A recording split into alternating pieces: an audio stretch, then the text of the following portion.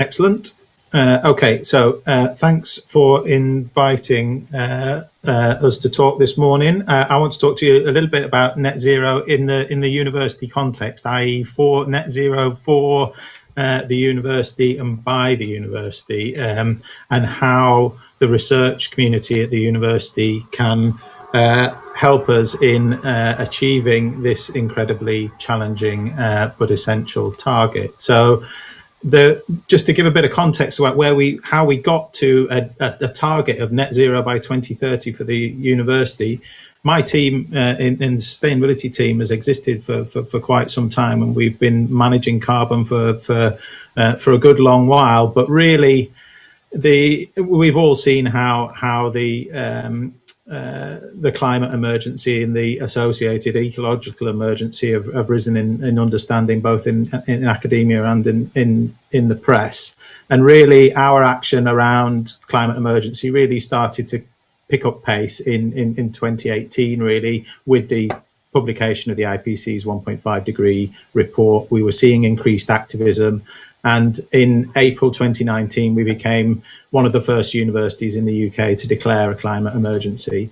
And off the back of that activism in the UK and regionally and within the university. And as I say, we were already working on carbon reduction, but really the science is telling us that the time for action is the next decade, and that's really what we're about. When we actually declared a climate emergency, though, being one of the first universities in the UK, this is our climate emergency statement. I won't read it out, but you'll note at the end there, we set a target for 2040, which at the time we felt was visibly leading. The UK legislated target being 2050. It's with that understanding of the science and the need to act in the next decade that Executive Board and Council recently agreed to accelerate the university's target to 2030 to recognise that change. And we're going to talk a little bit today, Julie and I, about what we think that means for the university and really how the research community can be involved and help us deliver this target. So I'll hand over to Julie really to talk through one of the key events that's been on this journey. Thanks a lot, Matt, and hello everybody, and thank you, Tom, and great to catch some of what Libby was saying there, because I think there's real connectivity in the approach that the new core around energy has taken, and some of this broader work as well. So you'll hopefully see some resonances. As Matt said, 2018 to 19 were really key years, I think, in the climate debate, and I think for this university in a number of ways, and it correlated with my taking on the Deputy Vice Chancellor role, and also really getting therefore to know the sustainability team, Matt, and the broader team, and the work that they've been doing over several years really leading up to that point. And it was why we could, in April of 2019, go out quite quickly with that climate and ecological emergency statement. And I think that's really important to stress. I think that biodiversity element of the work that Newcastle does is really important. Because we did know it was science-led, we did know it was informed by research that was going on in our own institution, let alone elsewhere, as well as something that our own colleagues and students and partners were telling us, that it was something that the university, in positioning itself as a university of social justice, should really be standing for and visibly leading on. That phrase from our vision and strategy. So we used the opportunity of a very special week, at least in my life, which was the week when we had a series of events clustered around the opening of our Frederick Douglass Centre, which we termed a week of efforts around Frederick Douglass and global social justice. And we had the honour of having descendants of Frederick Douglass with us, but it really focused, I think, that whole university effort on what we meant by social justice. And we used it as the opportunity to have a number of places and cities and communities were having climate assemblies, and we decided to sort of host our own climate conversation.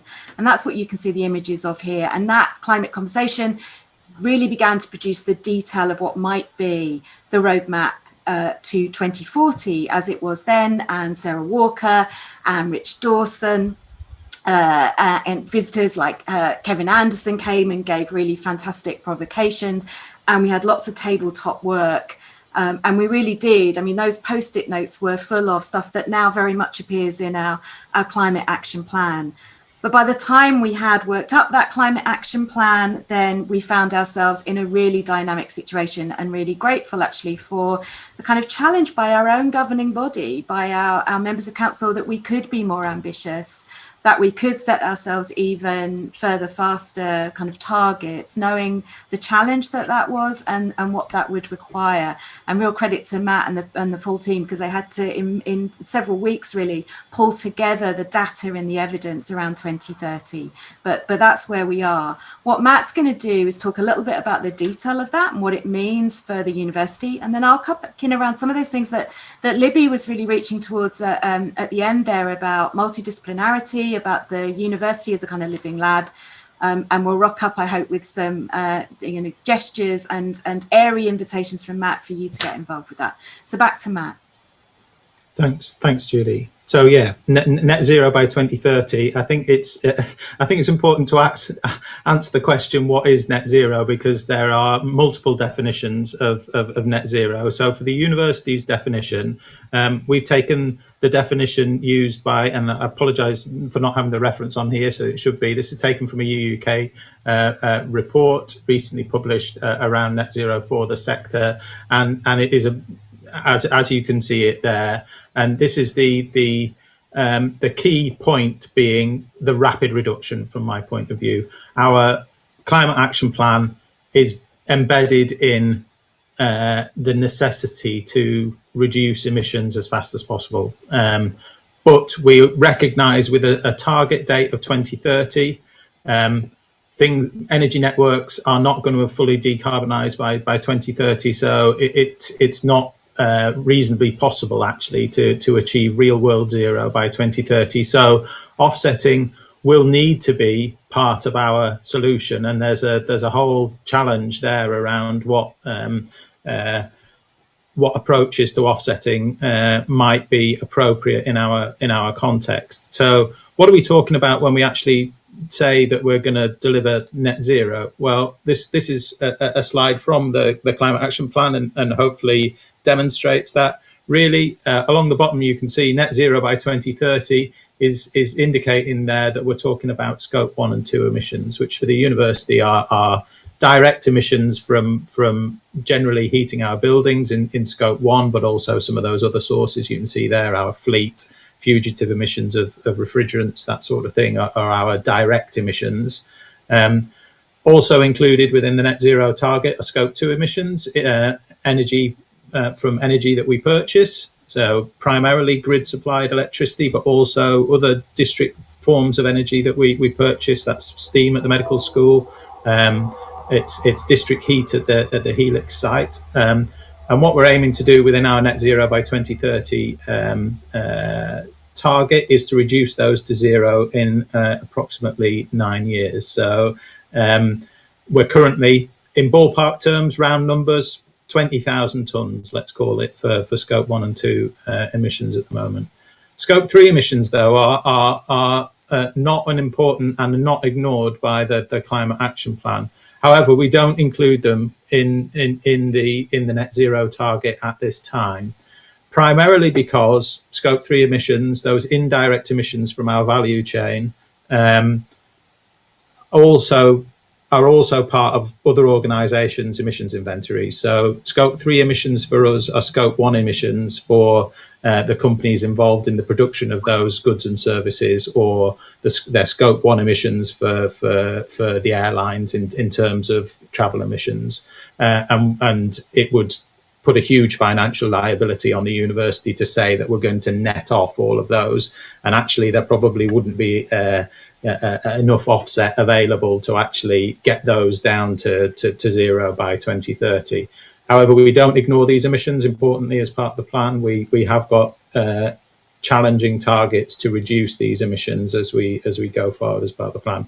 So that's clarity on, if you like, what we mean by net zero in terms of the university's emissions. So how have we been doing? This is a a graphic performance to date. Going back to when the sector originally started engaging with climate and carbon back in the days of HEFGI, as it was then, 2005-6 was set as the baseline year for universities to compare themselves, and as you can see, we have achieved quite significant carbon reductions over recent years.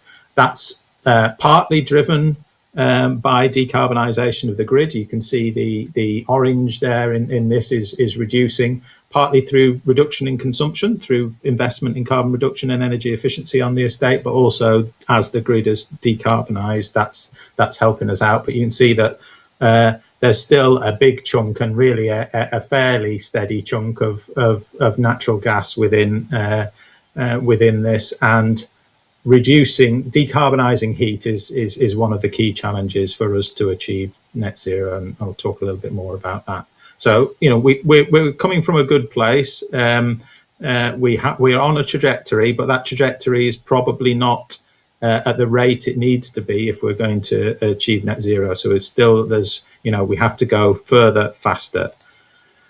And what do we think performance is, what do we project? And I think what the key point I want to show here about future performance of net zero is that there's a lot of lines on this graph, and really the answers, the pathways to net zero at this stage are not at all clear. So, what the extent to which decarbonisation of heat will be achieved through electrification, and application of heat pumps, whether that's air source, ground source, deep geothermal, mine water. These are all live questions as to the extent to which each of these technologies will form part of our pathway forward. But the key point to note here is that we do project a gap between real world emissions and zero at 2030 currently. So there is going to need to be a role for offsetting, and achieving offsetting that is in line with the charitable purpose of the university, that supports education and research, that delivers co-benefits around biodiversity and social benefit. All of these are questions that we need to answer. How can we achieve those things within the overall climate action plan? And those are questions that are reflected in wider society. They're not just questions for the university. They're questions for the region, for the UK, and for the world, really. And how do we do all that in a socially just way? Again, another big question that we need to answer. So, really, I'm really here to bang the drum and seek your support in answering some of these questions in the university context and for the university context. So, help us refine these pathways to net zero using your expertise.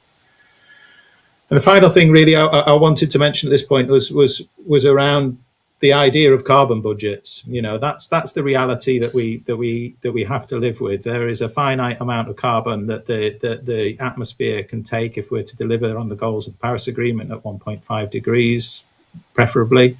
And so we as citizens, as organisations, need to start thinking in terms of what are the carbon budgets that are applicable, and these are the ones that we've set for the university. And you can see that the rate of change, the reduction required in order to get us to zero is really very significant, and that implies deep change across the university and how we operate. And we're going to talk a little bit about that as we move on. And our plan, the Climate Action Plan, covers actions across these 10 areas at the moment. So this is about, in number one, we've got renewables and the rollout, and the picture there shows our most recent solar array, which is on the roof of the Kingsgate building, now one of the biggest arrays in the city, and we've got many more planned for the rooftop estate on the university.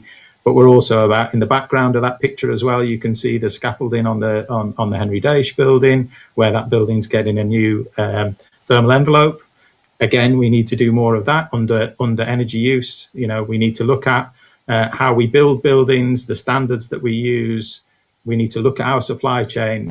I won't labour the point. The plan all of these things interact, and the plan covers all of them. And there are questions about how we achieve what we're aiming to achieve within all of them. And it's such a rich source of research questions that I really hope we can engage with you. So just to talk about some of those next steps, so that you know that the plan isn't just a plan, that we are actually getting on and doing this stuff. So I've mentioned the rooftop solar photovoltaic project. That's installation of essentially across all available roof space is what we've projected at the moment, and we're developing the business case for the next phase of that. We have a project to support the Stevenson project, to using a biofuel combined heat and power project, which will be put in Mertz Court. We've won nearly £2.5 million of government funding to support that project.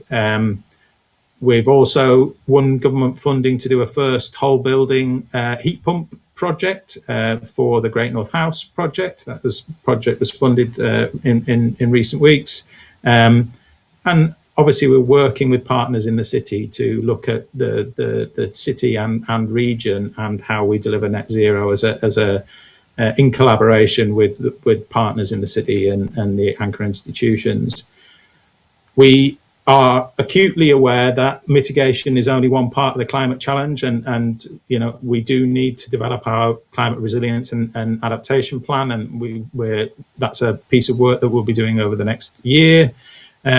And we're also involved in carbon capture projects at the farms, and doing further work around our investments, as I say, district energy networks with the city, and really just developing new processes and ways of engaging with stakeholders in innovation towards net zero, which today is part of that process. So at that point, I'm going to hand back to Julie about some of the things that she sees as coming forward to support net zero. Great, thanks, Matt. So as you can see, everybody, we're not really asking too much of ourselves.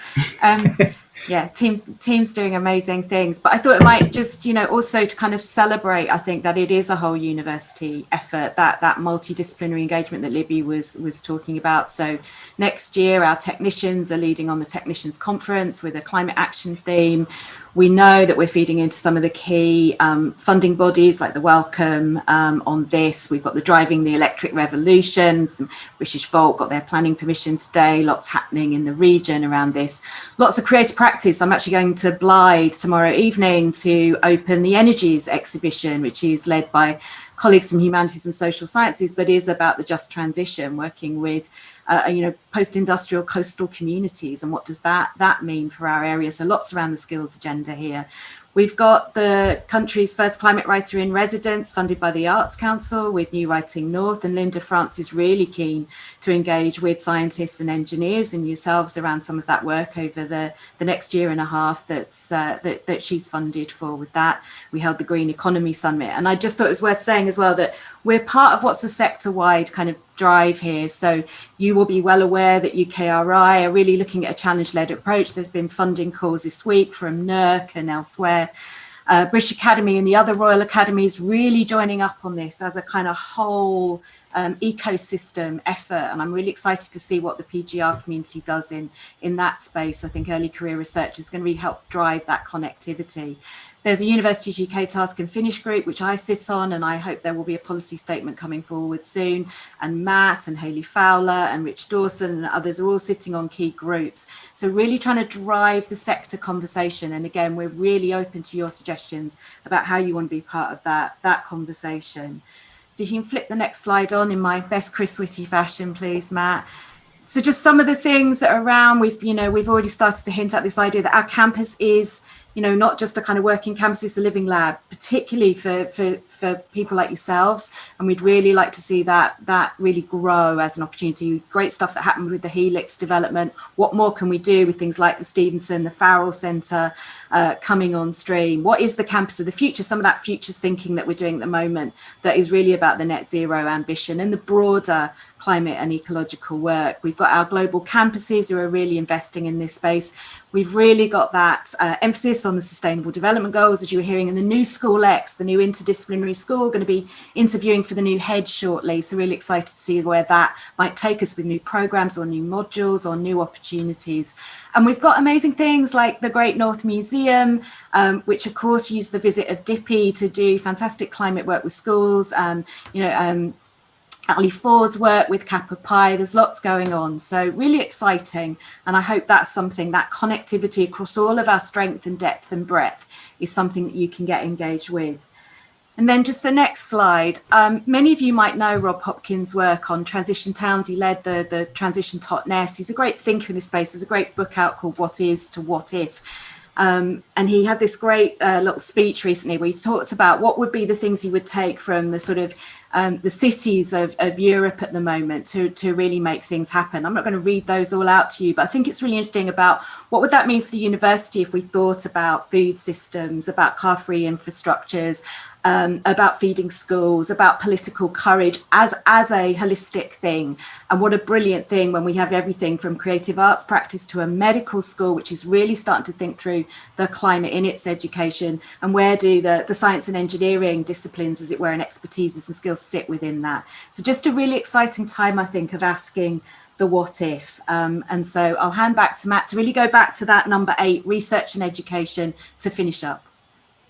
Thanks, Julie. So within the Climate Action Plan, obviously being a university, you know, we have a huge advantage, if you like, against our peers, even thinking about it from a regional point of view. You know, I've talked about how we're working in partnership with the anchor institutions in the city. You know, the scale of the challenge at our end feels daunting, but it's even more so for the NHS Trust and with the challenges that they're facing. But they have the same target.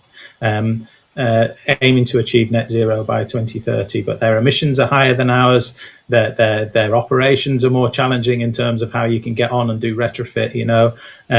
So when I'm presenting these next questions, really, which are just a sample of the sorts of questions that we're asking ourselves, and we hope that you can help provide answers towards, is developing a living lab process for applied research on the estate. But you know, we also think that there is an opportunity there for that living lab process to extend to the city and region and to our partners, and to work with them to help us achieve this target. So I have a huge list of questions about net zero, and this is really only a sample. And you know, I think it speaks to the breadth of expertise within Sage. You know, your key school for answering key faculty for answering some of these questions, and really it does cut across all schools as well. So you know, there is the nature-based solutions side of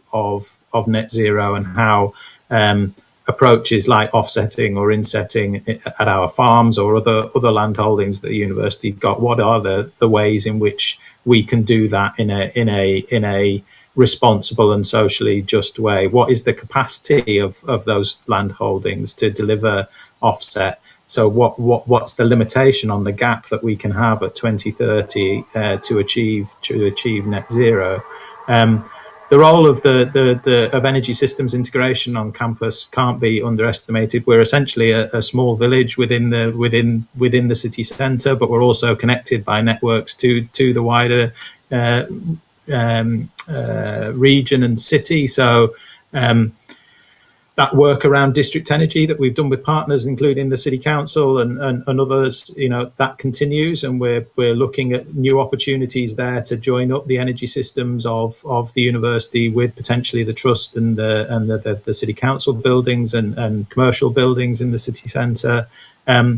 But the key challenge within all of that, it's fine connecting things up into a network, but how do we decarbonise them? That's the real challenge. And what are the opportunities for storage within that context? How do we drive that through? And then how does that fit with what we need to do around transport in the city and travel, and the electrification of travel and the phasing out of the internal combustion engine and the impact of that on air quality in the city, and the proposed policy around air quality zones in the city. There are so many questions, and they all interconnect in terms of what the role is for electrification, decarbonisation. What's the future role of hydrogen within that? Is there a possibility of using hydrogen within our energy centres, within the scale of our target, or is hydrogen likely to end up as a fuel for transport mainly in the region? And anyway, if we were going to use hydrogen, where would we get the green hydrogen from, and at what cost? These are questions. Matt, we better stop because of time. Okay. Otherwise, Tom will get very panicked. Okay. Well, I could go on, but this was my last slide, and it was really a provocation for the work that you all do. I know that you're looking at these questions. Let's think about how they apply to the university, and thanks for your time this morning, and look forward to working with you. You can get in touch here. Thank you very much, Matt and Julie. I think we've got time for a couple of quick questions. I saw there was one in the chat from Chris Harris, who asked Matt, on offsets, what are your initial thoughts? What regions, countries, and what types of offsets are you considering? Well, there was a very useful briefing paper from the COP26 Universities Network, which does posit that there is a hierarchy of offset, and ultimately, I think we will need long-term geological storage as a means of sequestration. But in the short term, and within a time frame of 2030, we're looking now at what potentially we could achieve at a 2030. So, it's not enough to start, planting trees in 2030 if we're going to meet a net zero target now. So we need to look at, what are the potentials for offset, and at the moment, I've very much in recent years been steering colleagues away from offset because of the need to focus on reduction. But as part of this ramping up of ambition, we know we need to grapple with this issue as everyone else does. The net in net zero is the elephant in the room. Is there enough land to deliver the net in net zero? That's an interesting question, and certainly one that's relevant to us. So I don't have a fixed view, but as I say, what I really want to achieve is an approach to offset which does deliver co-benefits for education, for research, and for society, and isn't just about sequestering carbon, but it's got to perform that role, primarily because, it's got to be about taking carbon out of the atmosphere, really. Great. If there aren't any other questions, I think we're just about in time to move on. If I could ask you to stop sharing. Yes, yeah. I've lost my stop share button. Hold on. Yeah, I found it again. Oh, brilliant. Thank you.